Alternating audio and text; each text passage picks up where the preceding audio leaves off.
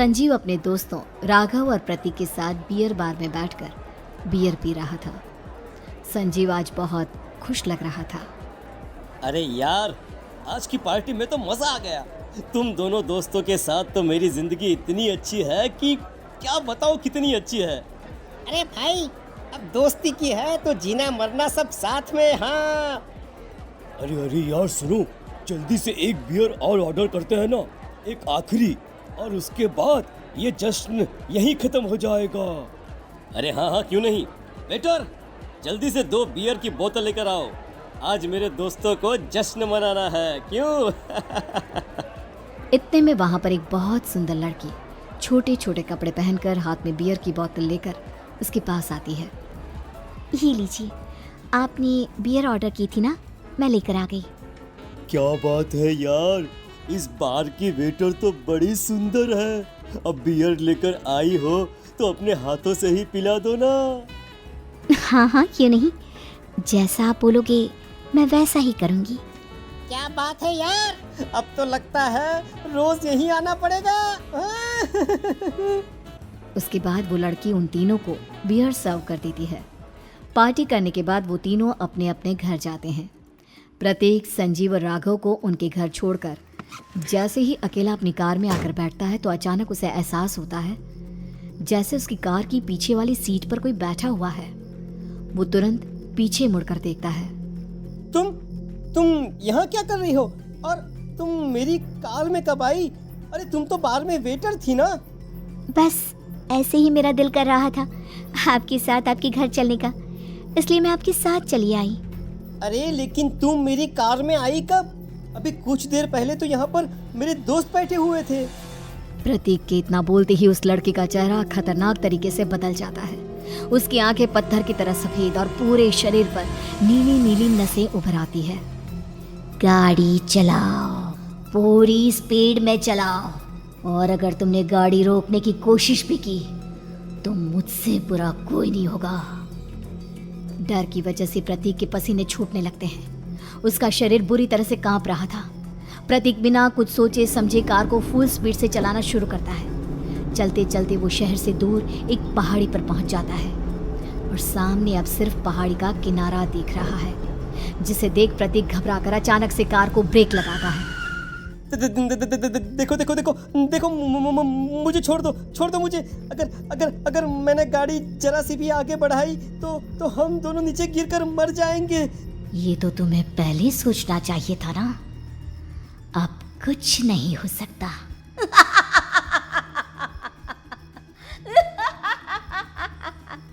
छोड़ दो मुझे। नहीं, प्लीज मुझे छोड़ दो। प्लीज मुझे जाने दो। छोड़ दो मुझे। गाड़ी आगे बढ़ाओ। और तभी अचानक से बिना प्रतीक के स्टार्ट किए उनकी कार आगे बढ़ती है और गहरी खाई में गिर जाती है। उसके चीखने की आवाज एक चारों तरफ सुनाई देती है।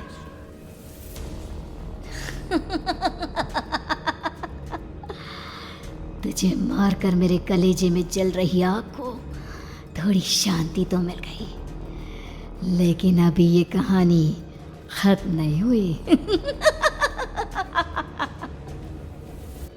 और फिर अगले दिन राघव और संजीव को पता चलता है कि प्रतीक की पहाड़ी से नीचे गिरकर मौत हो गई। अरे कल रात की तो बात है यार, हम सब बैठकर पार्टी कर रहे थे, लेकिन मेरी एक बात समझ में नहीं आ रही। राघव शहर से इतना बाहर उस पहाड़ी पर इतनी रात को क्या करने गया था? अरे यार, वही सोचकर तो मैं भी परेशान हूँ। हम दोनों को छोड़ने के बाद तो वो सीधा अपने घर जाने वाला था, और वो आत्महत्या क्यों करेगा भाई? कल रात तक वो कितना खुश था, हमारे साथ सेलिब्रेट कर रहा था। हाँ, लेकिन पुलिस ने तो यही कहा है कि प्रतीक ने अपनी कार को जानबूझकर पहाड़ी से नीचे गिरा दिया और आत्महत्या कर ली। अरे यार संजीव, मेरी तो कुछ भी समझ में नहीं आ रहा है। चल ठीक है, अब मैं अपने घर जाता हूँ। Okay, bye. राघव अपने घर में अकेला था। दोपहर का वक्त था। तभी दरवाजे की घंटी बजी। कौन है? अरे 1 मिनट रुको, अभी आता हूँ। राघव ने जैसे ही दरवाजा खोला उसने देखा कि सामने एक बहुत खूबसूरत लड़की खड़ी हुई है। कौन है आप और यहाँ किससे मिलने आई हैं? देखिए ना, बाहर बारिश शुरू हो गई थी, मेरी गाड़ी खराब हो गई है। आपका घर नजर आया तो सोचा कुछ हेल्प ले लेती हूँ। क्यों नहीं, आइए ना, आइए आइए। मेरे कपड़े पूरे भीग चुके हैं, क्या आपके पास टॉवल मिलेगा प्लीज? राघव अपने बाथरूम से एक टॉवल लाकर उस लड़की को देता है। थैंक यू सो मच, अब मैं चलती हूँ। अरे इतनी क्या जल्दी है, आप चाहे तो बारिश रुकने तक यहाँ पर रुक सकती हैं। हाँ। लड़की ने पलटकर राघव की तरफ देखा। नहीं, मुझे जाना होगा, मेरा काम बाकी है। और वो वहां से चली गई। उस लड़की के जाने के बाद राघव अपने बाथरूम में नहाने के लिए गया और जैसे ही उसने बाथरूम में देखा तो उसका टॉवल वहीं पर लटका हुआ था। उसने टॉवल हाथ में लिया तो देखा कि उसका पूरा टॉवल खून के धब्बों से सना हुआ है। अरे अरे ये क्या, ये टॉवेल तो मैंने उस लड़की को दे दिया था, ये वापस मेरे बाथरूम में कैसे आ गया? और इस पर ये खून के धब्बे कहाँ से आ गए? राघव ने आईने में देखा तो उसकी गर्दन पर एक बड़ा सा चाकू का कट लगा हुआ था जिससे खून बह रहा था, जिसे देख राघव के होश उड़ गए।